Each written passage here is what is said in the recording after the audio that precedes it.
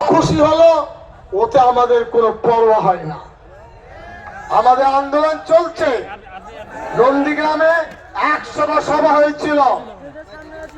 আর ওয়াকফ বিলের বিষয়ে অত্যন্ত স্পষ্ট, কোনোভাবে এই বিল আমরা হতে দেব না ইনশাল্লাহ।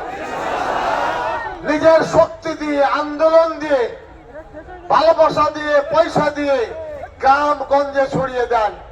এই যে ভিডিও সারা পৃথিবীতে চলে যাচ্ছে, সারা পৃথিবী, কার মাথা কোথায় কে দেখবেন আমরাও জানি না। এটা আল্লাহর পক্ষ থেকে এই ফায়সালা করেছে।